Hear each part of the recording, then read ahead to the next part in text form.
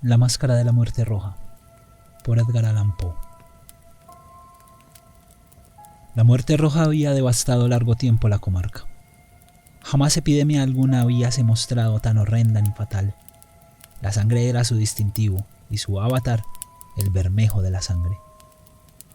Producía agudos dolores, vértigos repentinos y luego abundante hemorragia de los poros y la descomposición final. Las manchas escarlatas en el cuerpo y especialmente en el rostro de las víctimas eran el entredicho fatal que las arrojaba lejos de la asistencia y simpatía de sus semejantes. Y el ataque de la peste, su proceso y su terminación, eran solo cuestión de media hora. Pero el príncipe Próspero era afortunado, intrépido y sagaz. Cuando sus dominios se encontraron despoblados por mitad, convocó a su presencia a 1.000.000 de alegres y vigorosos amigos entre los caballeros y damas de su corte, y retiróse con ellos a la reclusión más completa en una de sus almenadas abadías. Era esta de amplia y magnífica estructura, creación de la propia augusta y excéntrica fantasía del monarca. Circundaban fuertes y elevadas murallas, provistas de puertas de hierro. Una vez que entraron los cortesanos, se trajeron hornos y pesados martillos y quedaron soldados los cerrojos. Habíase resuelto no dejar medio de ingreso ni salida a los repentinos impulsos de frenesí o desesperación de los que se hallaban adentro. La abadía estaba ampliamente aprovisionada, y con tales precauciones los cortesanos podían desafiar el temor al contagio. El mundo exterior podía cuidar de sí mismo. Al mismo tiempo era locura apesadumbrarse o pensar en ello. El príncipe había previsto todas las formas de placer. Había bufones, trovadores, bailarines de ballet, músicos, vino y belleza. Todo esto y la salvación se hallaban adentro. Fuera quedaba la muerte roja. Hacia la terminación del 5º o 6º mes de aislamiento, y mientras la peste arrasaba furiosamente afuera, el príncipe Próspero entretenía a sus amigos con un baile de máscaras de inusitada magnificencia. Era una escena voluptuosa, en verdad, esta mascarada, pero, ante todo, déjenme describir los salones en que se realizaba. Eran 7 cámaras, todo un departamento imperial. En muchos palacios, sin embargo, tales piezas forman una serie larga y recta, mientras las puertas de dobleces se abren contra los muros a cada lado, de manera que la vista pueda abarcarlas en toda su extensión. Pero aquí todo era muy distinto, como podía esperarse de la afición del duque por lo bizarro. Las habitaciones estaban tan irregularmente dispuestas que la visual podría abrazar muy poco más de una al mismo tiempo. Presentábase una curva aguda cada 20 o 30 yardas, y a cada curva el aspecto era completamente diferente. A la derecha y a la izquierda, en el centro de los muros, una estrecha y elevada ventana gótica daba a un pasillo cerrado que seguía las revueltas del departamento. Esas ventanas eran de vidrios de colores en combinación con el tono dominante de la decoración de la cámara sobre la cual se abrían. La del extremo oeste, por ejemplo, estaba entapizada de azul, y de azul vívido eran los cristales de las ventanas. La segunda pieza estaba decorada y entapizada de púrpura, y aquí los cristales eran color de púrpura. La tercera cámara era verde, e igual color ostentaban las ventanas. La cuarta estaba amueblada y alumbrada en tono anaranjado, la quinta de blanco, la sexta de violeta. La séptima habitación estaba severamente revestida de tapicerías de terciopelo negro que cubrían el techo y caían a lo largo de los muros en pesados pliegues sobre una alfombra de igual color e idéntico tejido. Pero, en esta cámara solamente, el color de las ventanas no correspondía al matiz de la decoración. Los cristales eran allí escarlata, de un tono vivo de sangre. Ahora bien, en ninguna de las 7 habitaciones había lámpara o candelabro alguno entre la profusión de adornos de oro esparcidos acá o allá, o pendientes del techo. No se veía luz de ninguna clase que emanara de arañas o bujías dentro de las cámaras. Pero en los corredores que rodeaban la serie veíase, delante de cada ventana, un pesado trípode sustentando un brasero de fuego que proyectaba sus rayos a través del coloreado cristal, iluminando alegremente la habitación y produciendo con sus reflejos multitud de graciosas y fantásticas apariciones.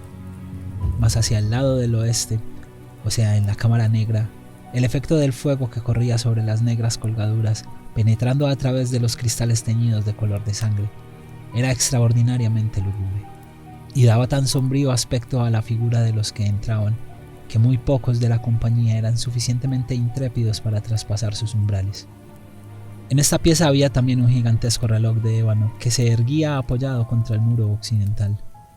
Su péndulo oscilaba con triste y pausado movimiento, y cuando las manecillas habían recorrido todo el circuito de la esfera y la hora iba a sonar, venía desde las profundidades bronceadas del reloj un sonido alto y claro y extremadamente musical, en verdad, pero de entonación y énfasis tan peculiares que, a cada lapso de una hora, los músicos de la orquesta se veían obligados a detenerse instantáneamente en su ejecución para escuchar el sonido, y los bailarines cesaban en sus evoluciones, todo lo cual provocaba un breve desconcierto en la alegre compañía, pudiendo observarse que mientras los ecos del reloj vibraban todavía, los más jóvenes palidecían, y los de mayor edad y más serenos pasaban su mano por la frente como en medio de algún confuso ensueño o meditación. Mas apenas cesaba la vibración, ligeras carcajadas brotaban por todas partes en la asamblea. Los músicos mirábanse unos a otros y sonreían de su propia nerviosidad y locura, comprometiéndose mutuamente en búsqueda a que la próxima campanada del reloj no les produciría emoción semejante. Y luego, pasado el lapso de los 60 minutos, que representa 3600 segundos del tiempo que vuela, repetíase el sonido del reloj, y repetíase igual desconcierto, el mismo temblor y meditación de una hora antes. Pero, a pesar de todo, era aquella una brillante y magnífica fiesta. La estética del duque era original, tenía un gusto refinado para la combinación de efectos y colores. Desdeñaba la decoración que solo gobierna por la moda. Sus ideas eran atrevidas y desordenadas, y sus concepciones ostentaban bárbaro esplendor. Algunos le habrían calificado de loco. Sus observadores, sin embargo, sabían que no era así, pero se hacía necesario oírle, verle y palparle para estar seguros de que se encontraba en su juicio. El príncipe había dirigido personalmente, en su mayor parte, la decoración fantástica de las 7 cámaras con motivo de su gran festival, y había decidido, según su propia inspiración, el carácter de la mascarada. A buen seguro que los disfraces eran extravagantes, mucho brillo y relumbrón, mucho de agresivo y fantasmagórico, mucho de lo que entonces acá se ha observado después en Hernani. Encontrábanse figuras arabescas con miembros y accesorios extraños. Había fantasías delirantes como las creaciones de un loco. Había mucho de belleza, mucho de ingenio, mucho de bizarría, algo de terrorífico, y no poco de lo que podría inspirar aversión. Acá y allá en las 7 cámaras discurrían muchos desvaríos, en verdad. Desvaríos que serpenteaban entrando y saliendo, tomando el colorido de las habitaciones y haciendo pensar que la música descabellada de la orquesta era el eco de sus pasos. A poco dio la hora al reloj de ébano colocado en el salón de terciopelo, y entonces todo quedó silencioso y en suspenso, dejándose oír únicamente la voz del reloj. Los desvaríos quedaron rígidos y helados en su inmovilidad. Mas pronto se desvanecieron los ecos de las campanadas, cuya duración había sido apenas de un instante, y una risa ligera, velada a medias, flotó tras ellos mientras se apagaban. Otra vez comienza la música. Viven los desvaríos, y más risueños que nunca se deslizan por doquier, apropiándose los tintes de las ventanas coloreadas por los rayos que reflejan los trípodes.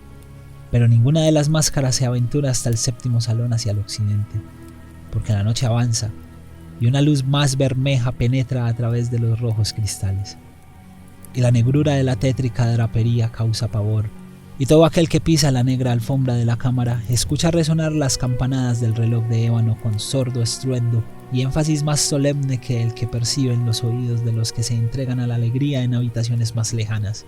Pero en los demás salones había densa muchedumbre, y batía febrilmente el corazón de la vida, y el regocijo remolineaba sin cesar, hasta que al cabo brotó del reloj el son de medianoche. Y entonces se suspendió la música, como he dicho, detuviéndose las evoluciones de los bailarines, y reinó como antes una medrosa paralización de la alegría.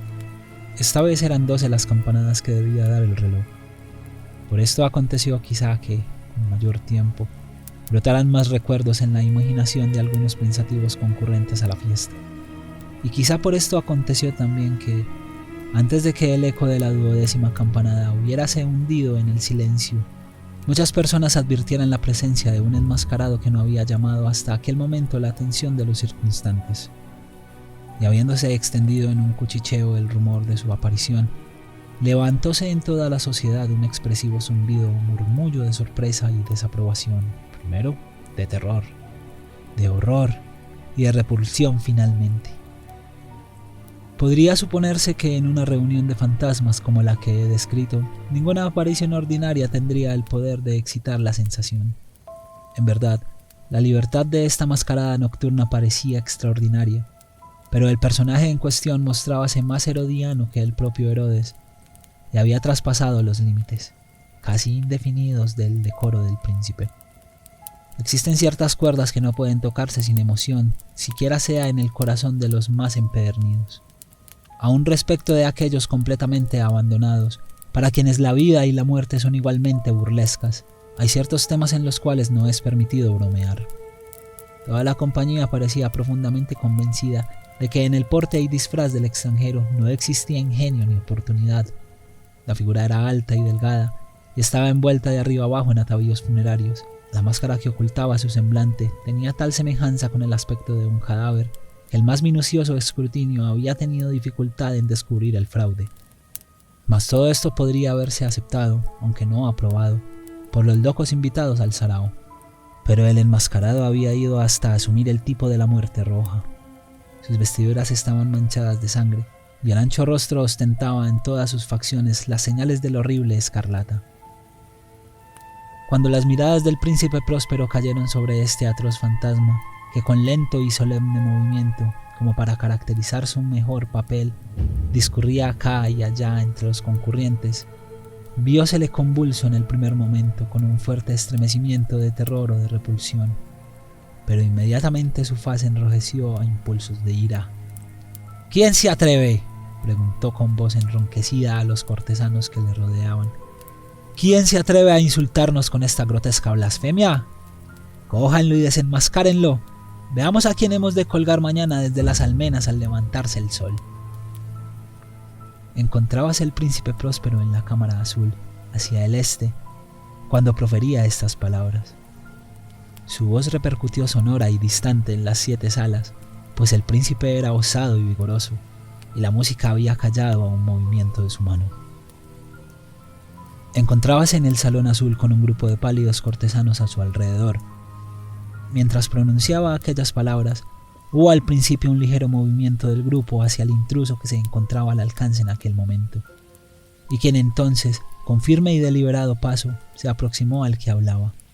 Pero, debido al desconocido pavor que la insensata arrogancia del enmascarado había inspirado a toda la concurrencia, ninguno se atrevió a poner la mano sobre él, de modo que pudo acercarse sin obstáculos hasta una yarda de distancia de la persona del príncipe. Y, mientras la vasta asamblea, movida como por un solo impulso, se recogía desde el centro hasta los muros de la habitación, dirigióse el enmascarado libremente, con el mismo paso solemne y mesurado que le distinguió desde el primer momento, del salón azul al púrpura, del púrpura al verde, del verde al anaranjado, de aquí al blanco, y siguió todavía al violeta, y sin que hubiera hecho movimiento alguno para detenerle. Entonces el príncipe Próspero, enloquecido por la rabia y la vergüenza de su momentánea cobardía, atravesó precipitadamente las 6 cámaras sin que nadie le siguiera, a consecuencia del terror mortal que les había sobrecogido.